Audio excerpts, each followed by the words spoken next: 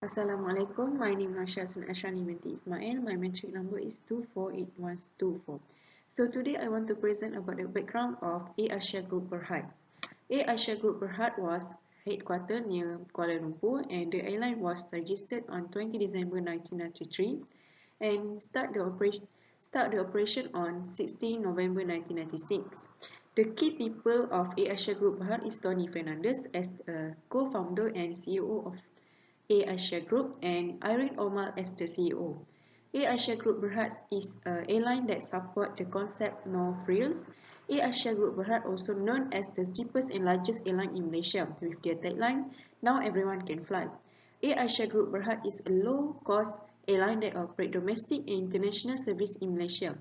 Asia has traveled to 165 destinations spanning 25 countries. Assalamualaikum warahmatullahi wabarakatuh and a very good day. I'm Dr. Sir. My name is Nur Amira binti Umar Isham, metric number 256225. We'll present about the strategy issues in Asia's Group BERHAD. So, strategic problem are critical concerns that may present themselves as an issue or other variables that could significantly impact the company's path. To address the strategy issues, it must be done through a good analysis of a certain aspect of the company. These are the key areas to look at. Firstly, look into the Asia's achievement and failures. Asia has failed to convince the external auditor, Ernst & Young or EY, as they had issued some unqualified audit opinion regarding the material uncertainty for the company's going concern. EY also noted that the company has posted a net loss of 283 million ringgit in 2019, and the current liabilities at that time has exceeded its current asset by 1.84 billion ringgit. In 2020, Asia's trading stock was suspended and subsequently went down by 12%. But the price has been stabilized almost a week after that. Second key areas is Asia's financial performance. The travel and border restriction implemented by countries all around the world has led a significant fall in demand for air travel, which also impact the Asia's financial performance and cash flow. The company's revenue in the second quarter of 2020 has decreased by 96% within a year, as before is 2.9 billion ringgit to 119 million ringgit. Then Tony Fernandez, the CEO of Asia, has responded as they had expected a sufficient liquidity in the second half of 2020 and 2021 by monitoring closely on their financial situation to rely on the domestic market operation for the short run. They're also trying hard to go after any capital raising opportunities that could help their financial growth. Third key areas is external forces. In the competitive environment, Asia has a lot of competitors. They also provide low-cost fare in their airline services. First rival is Malindo Air, which sometimes they provide much lower ticket price than Asia. They also provide much more free kilogram of baggage they could include in their flight, up to 20 kilogram for the economy class, rather than Asia that can only include 7 kilogram. As for Malaysia Airlines or MAS, they provide free drinks and snacks for economy class, but Asia are not. This differentiation could affect the customer's choices in choosing their airline services. Next is legal environment, which involve the government's regulation. In March 2020, Malaysian government has closed the international borders to reduce the infection risk of coronavirus. The travel restriction implemented has directly affected all international airlines. This has left Asia with high burden costs and limited chances to increase their income as they cannot fully operate their flight services. Last but not least is political environment. In Thailand, they had a political uncertainty in 2008 at the main international airport and caused all flights that should fly be delayed and cancelled for a week. Lastly, Asia's product and services performance. The issue here are related to the complaints by customer. Such complaint is about flight delay problem, which had made some customer upset about it. The flight delay sometimes are unavoidable. Some of them are caused from the bad weather, engine error, and late passengers. Other complaint is about the waiting time between the check-in and departure time, which take long time, almost 2 hours. This had made some customer unsatisfied because if the customer fail to check in on time, they cannot board the plane and the fare paid will not be refunded. The issue are regarding the certain customers with perception towards the budget airline with low fare that may compromise customer safety to keep their low-cost reputation. Due to their low price, some may not feel comfortable to use the airline services. This strategy issues problem must be resolved if Asia want to achieve the mission thus lead them to vision in long term. That's all for me. Shamira Akula binti Roslan. My metric number is 255961. I will explain on the SWOT analysis of A-Asia BERHAD. We have gathered A-Asia's strength, weakness, opportunity, and threats in a table that we will explain further. So for the strength, the first one is AirAsia is a low-cost airline. AirAsia offers low-cost flight to everyone. It focuses on minimizing the operating costs and maximizing its sales. And then it initiated the slogan, "Now everyone can fly," which indicates that everyone can fly because of the low fares that they offered. And then the second strength is strong operating performance. AirAsia generate a high level of sales with relatively few resources, and then it generates a high level of cash inflows. The third strength is vigorous network and well-built market position. AirAsia continues to expand its network broadly and internationally to serve larger customers and market. The fourth strength is high technologies. AirAsia invests in high technology to use it as a promotional tools. With high technology, it enables customers to use transaction over the line, example for purchasing tickets and customer service. And then for the weakness of AirAsia, the first one is it have high operating costs. It aims from high operating costs from providing low-cost airlines. And then the second one is lack of maintenance, repair, and overhaul facility. It actually ensures the safety and aircraft and the passengers. Therefore, it highly depends on the external providers of MRO facility. They need to have its own MRO facility to reduce its operating costs. The third weakness is limited services resources. Additional service will not be provided by AirAsia since they implement low-cost flight to customers. Therefore, additional services will require additional costs for the customer to pay. Lastly is the punctuality. Competition is to give the best services. Example is to be punctual in every flight. Recently, AirAsia received a lot of complaints regarding their Okay, Assalamualaikum warahmatullahi wabarakatuh. My name is Siti Sarina binti Alias and my metric number is 256145. And now I will proceed with the opportunities and the threats.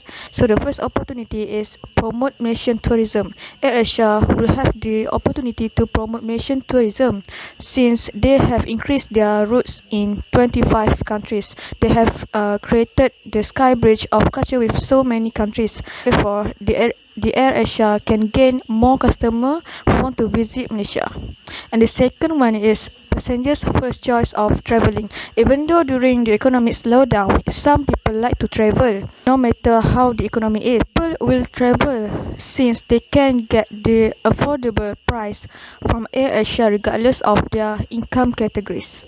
And the third opportunity is political connection. AirAsia BERHAD is joining venture with Shin Corporation, which is owned by the family of Prime Minister in Thailand. They have financial strength to support AirAsia to grow up their organization. And the fourth is extensive of e-commerce. AirAsia is selling off their seats through internet network and telephone booking by using Navitair's Open Skies Computer Reservation System (CRS), which is a web-based sales link to AirAsia's call center and allow the customers to print out the boarding pass. About 85% of the tickets sold out through online booking. Therefore, they can reduce the cost by promoting their organization. So now I will proceed with the first threat, which is competitors. AirAsia is a leader in the low-cost carrier in the airline industry. However, Firefly is able to compete with AirAsia since these two airlines is considered as low-cost airlines. The second is inimitable. Although these resources are rare and valuable to other industry players, they can easily imitate by other competitors. For example, if Firefly can capture a greater market share, it will have a strong financial resources. Therefore, they are able to expand their network, thus leading them to implement digitalization into their daily operations. The third threat is fluctuating price of fuel. When the price of fuel is too high, this may affect the earning. The last one is natural disaster. The flight might be cancelled or delayed. This may affect passengers. Besides, the airlines needs to reorganize the company flights again. Okay, Assalamualaikum warahmatullahi wabarakatuh. Okay, my name is Nur Najha binti Muhammad. My metric number is 256162. Okay, now I will explain about the recommendation. Okay, the first strategy is marketing strategy. This strategy is to attract customer use the company's airline service. In order to attract customer as many as possible, Air Asia need to distribute its company to more country in Asia. We recommended Air Asia to start a joint venture with Virgin Group.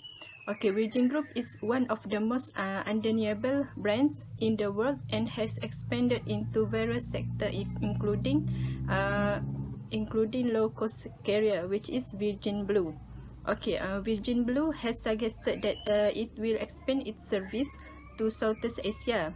Therefore, by joining venture with Virgin Blue under the Virgin Group, it will help Air Asia grow in Asia even further. At the same time, it can also help Virgin Blue expand its service to Southeast Asia. This joint venture will give advantages to both parties in expanding their wings. Okay, next is market development strategy. Okay, market development strategy is a strategy to sell the existing product to a new market. For Asia, the recommendation that we could give is by open up new routes and their airline services. This will help Asia to expanding their product and also will open up for new job opportunities. By opening up to fly to more new destination or in a new geographical area that never been offered before, also can help Air Asia in their existing problem, which is the high cost of operation because of the oil price. For example, new routes that never been reached before are Africa and United Arab Emirates, UAE. It is for the current market share enlargement in industry. Therefore, sales could be increased from time to time by gaining more customers using Air Asia BERHAD service. Okay, now I will pass to my friend Ain. Assalamualaikum. My name is Noor Ain, metric number 256243. I will presenting on the third strategy, which is called operating strategy. To stay competitive, the most important thing is to continue developing new product and service offering. For example, Air Asia can turn their cabin as dine-in restaurant as they already have their food production line named as Santan and TCO. Other than that, Air Asia also can increase its efficiency by implementing new IT system. For example, they can apply the advanced planning and scheduling system. This is because APS enable management to optimize its operational planning, supply schedule, inventory planning, and so on to help them success in low-cost market.